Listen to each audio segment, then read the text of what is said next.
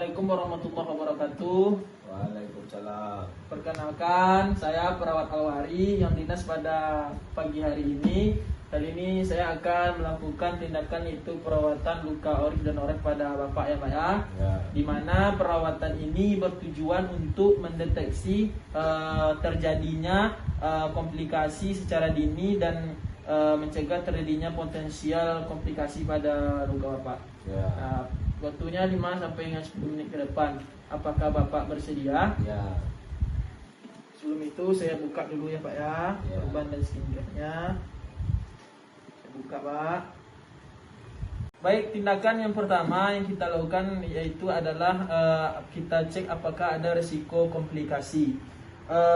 Pada resiko komplikasi ini, permisi ya Pak ya. Pada resiko komplikasi ini saya lihat Pak pada tangan Bapak ini menggunakan pendek di sini ya Pak ya. Apakah ada pendarahan pada di sini luka Bapak, kemudian luas luka Bapak Pak. Biasanya itu untuk warnanya itu merah kecoklatan Pak. Kemudian merah kehitaman juga. Nah, ini untuk resiko komplikasi ya Pak ya. Kemudian yang kedua yaitu resiko komplikasi neurovaskuler. Pada kali ini Pak, saya akan melihat apakah ada risiko komplikasi neurovaskuler pada luka Bapak ini. Ini dinamakan dengan pemeriksaan CSM. Untuk C-nya itu adalah color pulse. Di sini saya periksa dengan menekan ujung jari Bapak selama 3 detik. Jika kembali itu normal ya Pak ya. Saya tekan ya Pak ya. Itu 3. Berarti ini normal ya Pak ya, kembali dalam 3 detik ya Pak ya. Kemudian Pak, untuk pemeriksaan yang S itu adalah sensation. Tapi sebelum itu saya akan meraba nadi Bapak Pak. Kemudian apabila nadi Bapak ini teraba hangat, berarti itu normal ya. Saya raba ya Pak ya. Ini teraba ya Pak ya. Berarti normal ya Pak ya.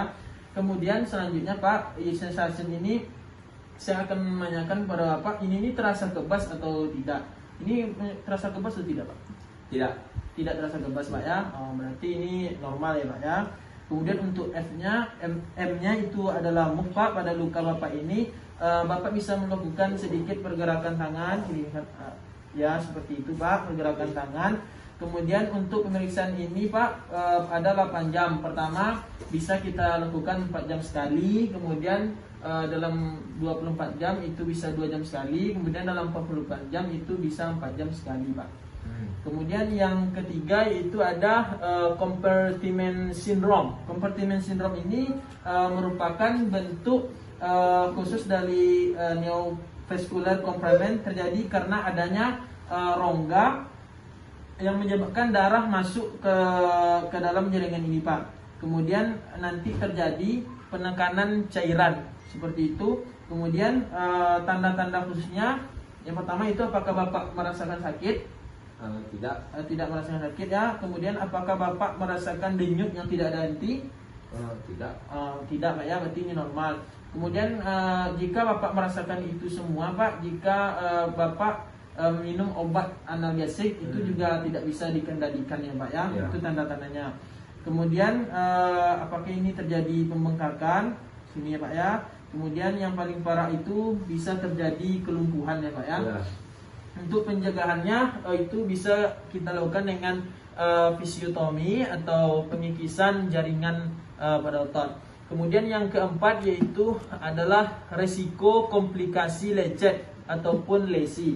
Pada resiko komplikasi ini Pak, ini yang menyebabkan pemasangan gips Pak. Pemasangan gips yang kuat atau terlalu dalam itu lecet, menyebabkan lecet atau lesi pada Bapak. Di sini saya tengok dulu Pak ya. Dan tidak ada ya Pak ya.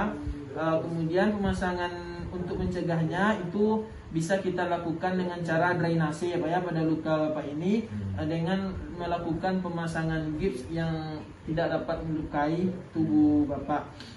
Dan pemasangan gips yang akan kita lakukan kepada Bapak itu dipasang dengan baik dan benar, Pak ya. Kemudian yang kelima yaitu ada risiko komplikasi terjadinya infeksi. Risiko terjadinya infeksi ini Pak juga sebelum pemasangan gips karena melubangkan bagian gips terlebih dahulu pada di sini ya Pak ya. Kemudian sebelum dipasang ataupun sudah dipasang berusaha untuk melakukan perawatan agar mempermudah perawatan luka yang dipasang gips ya Pak ya, untuk mencegah terjadinya infeksi. Jadi setelah kita lakukan pemeriksaan ini, kita bisa melakukan pemeriksaan gips kembali atau pemeriksaan gips yang ganti gips dengan mengganti gips pasien dengan yang baru. Seperti itu. Sampai di sini Bapak, apakah ada keluhan lain lagi? Tidak ada. Tidak ada Pak ya. Terima kasih atas waktunya ya Pak ya. Ya. Assalamualaikum warahmatullahi wabarakatuh. Waalaikumsalam warahmatullahi wabarakatuh.